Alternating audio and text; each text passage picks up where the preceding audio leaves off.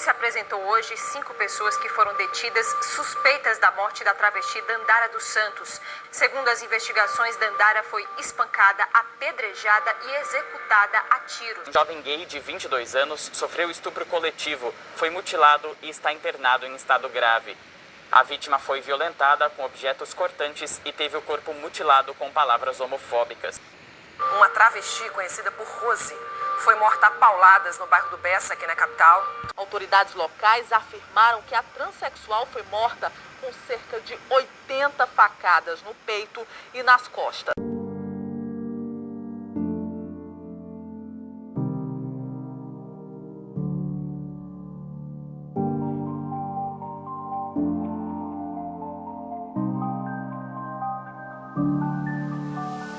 Segundo o Instituto Brasileiro de Geografia e Estatística, IBGE, a expectativa média de vida de uma pessoa trans aqui no Brasil é de 35 anos contra 75,5 do restante da população. A relação do preconceito e da transfobia na vida de pessoas trans simplesmente que matam. Né? O preconceito mata. O preconceito mata absurdamente pessoas trans nesse país. Não só nesse país, né? No mundo todo, mas aqui a gente tem essa porcentagem gigantesca da intolerância, dessa inconsistência social em relação aos nossos corpos. É curioso a gente pensar que o Brasil é o país que mais mata mulheres trans e também o país que mais consome pornografia transexual. É uma hipocrisia gigantesca, né? É inscindível a gente parar para pensar em políticas públicas, ações afirmativas, em coletividade que possam transformar a nossa existência, a existência de quem está vindo, né, dessa nova geração. E a gente não pode mais admitir nenhum tipo de transfobia. Temos vozes e a gente precisa colocar isso para fora sempre. Então, assim, marginalizar essas pessoas pelo seu preconceito não existe mais. Isso é crime. Isso é crime. Então a gente precisa se fortalecer sempre enquanto coletivo, enquanto comunidade LGBTQIA+, para que a gente possa avançar socialmente e realmente transformar essa sociedade. A família, teoricamente, é sinônimo da acolhida, do aconchego, para muitos é o porto seguro. Mas, quando se é LGBTQIA+, essa realidade pode ser hostil e bem conturbada. Bom, eu cresci dentro de um lar religioso, né, onde eu me oprimi durante um certo tempo, né, por conta do temor e pelo julgamento. Eles não aceitam, de fato, a minha transição, eles não aceitam quem eu sou. Assim, eu sempre fui desapegado, então, mesmo se eu não tivesse tido a minha família por perto, que de certa forma eu não tive, né, para me descobrir, eu acho que eu teria enfrentado da mesma forma, assim. Eu não ia deixar de enfrentar o mundo por conta disso. O mundo já é cruel demais lá fora. O amor da família é fundamental. O amor supera tudo. Partindo da relação com a minha família, a experiência, a vivência, o fortalecimento que a minha família teve na minha vida foi indispensável. Indispensável para eu ser quem sou hoje, porque é uma das minhas falas em todos os lugares. O amor realmente salva, o amor te revigora, o amor te fortalece. Eu fui criada pelos meus avós no interior do estado de São Paulo, na cidade de Americana. E para mim foi essencial essa base familiar, porque com ela me construo até hoje. Não tenho mais, né, a minha família presente, infelizmente já faleceram, mas com essa base eu me estruturo, me fortaleço para seguir na minha vida pessoal, na minha vida profissional, pensando nessa camada maravilhosa que é o amor em nossas vidas. Mas assim, os meus pais, eles sempre foram e são muito amorosos, muito atenciosos. Eles nunca me discriminaram por isso, nunca me odiaram por isso. Mas é claro que a família, ela é muito importante em qualquer tipo de processo, né? E ela é muito importante nesse processo de transição, nesse processo de aceitação, de autoconhecimento, né? Por ser uma pessoa LGBT, QIA+, mas nem sempre a família vai ser a base de tudo. Então, nesse processo que eu passei da transexualidade, ter este apoio me fez fortalecer e enfrentar esse sistema que é tão rigoroso com os nossos corpos. A maioria das empresas, lojas, bancos e estabelecimentos não contratam pessoas LGBTQIA+. O mercado de trabalho ainda é bastante preconceituoso. A parte onde a gente mais sofre preconceito é no mercado de trabalho, assim, que eu acho que a gente é mais atingido. O mercado de trabalho, empresas, cadê as empresas contratando pessoas trans, travestis? A gente precisa evidenciar isso enormemente, demasiadamente, porque a gente precisa sobreviver. E como você sobrevive? Trabalhando.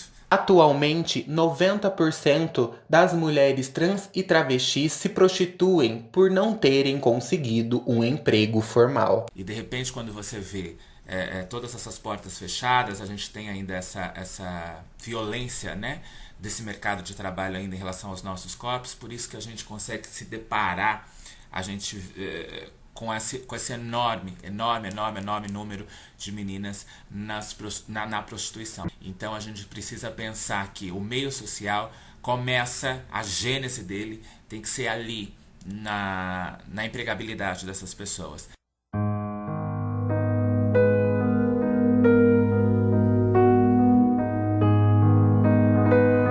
Se a empresa te recebe, não é para você ficar dentro de uma caixinha, né? A caixinha de cota de diversidade. Não queremos isso. Nós queremos participação, queremos ser voz, né, nos projetos, ações, e que essas empresas tenham a consciência e a empatia de entender que os nossos corpos foram tão violentados há tanto tempo, e não é um lugar de vitimismo, é um lugar de realidade, e que nós precisamos dessa formação, né, dentro desses espaços. A gente não vem, a gente não teve acesso, o acesso foi barrado. Então a gente precisa de uma formação e aí vale, né, de cada empresa, de cada instituição, ter essa percepção e essa empatia para fomentar, né, a educação e o profissionalismo de pessoas trans travestis.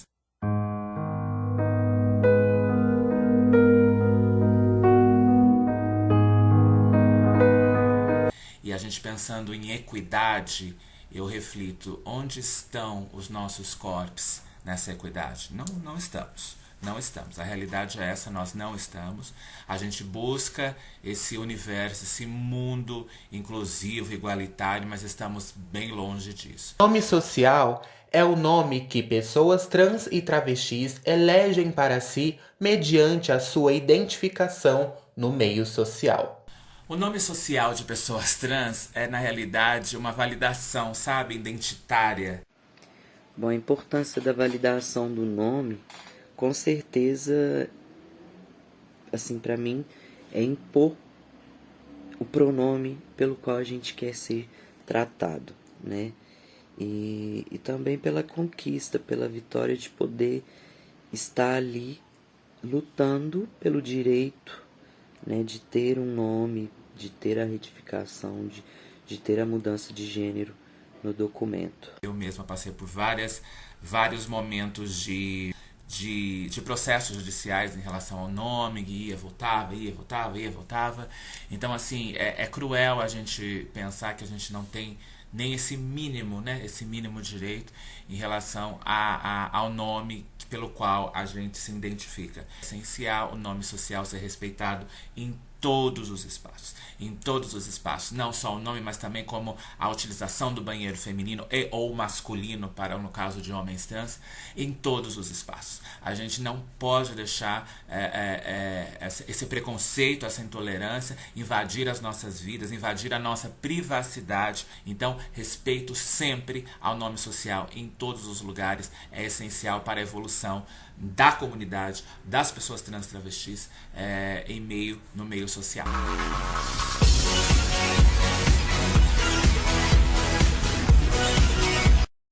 Quando me perguntam o que eu represento para o mundo, é difícil, né, a gente responder uma pergunta dessa, mas eu quero representar, é o que eu quero representar, né?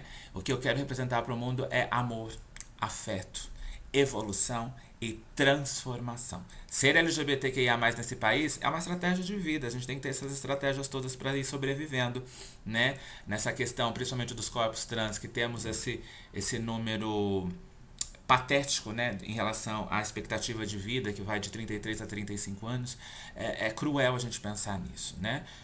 No entanto que eu sempre venho falando disso, viva, estou viva, né, driblando as expectativas. Então é importante a gente sempre pensar nesse lugar do afeto, nesse lugar do amor, porque é isso que eu quero representar, amor. Eu represento amor, resiliência, persistência, coragem e luta. O orgulho, na verdade, é de lutar todos os dias contra o preconceito. É o orgulho de não negar a própria essência. Orgulho de sobreviver e resistir em meio a essa sociedade LGBT-fóbica. O meu conselho para pessoas LGBTs que estão nessa fase de descoberta e que irão ainda, né, ao longo da jornada e se descobrindo, é que nunca desista de ser quem você é. A gente precisa parar de pensar na sociedade, né? Eu acho que quando a gente pensa na sociedade, a gente vive da forma que eles querem. E não, nós temos que viver da forma que a gente quer. Ninguém tem que impor nada pra nós. Não tem uma padronização, pelo contrário, nós estamos desconstruindo tudo isso. Estamos avançando, desafiando, colocando os nossos corpos e as nossas caras para bater. Então a gente precisa sempre viver em totalidade, porque não vale a pena. Não vale a pena você não ser a sua própria essência. Então a gente tem que fomentar cada vez mais, porque nós existimos. E você, independente das dificuldades, só você pode ser o alicerce de você mesmo. Orgulho de lutar pelo direito de ser e de existir.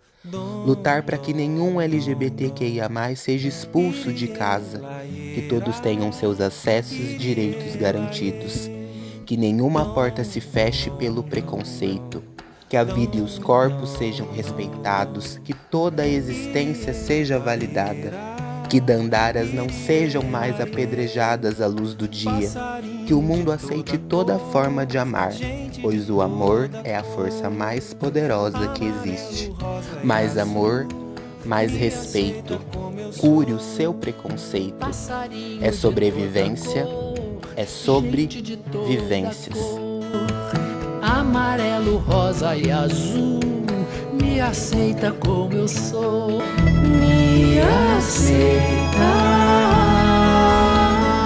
como eu sou, como eu sou. Você não precisa ser LGBTQIA+ para lutar contra o preconceito.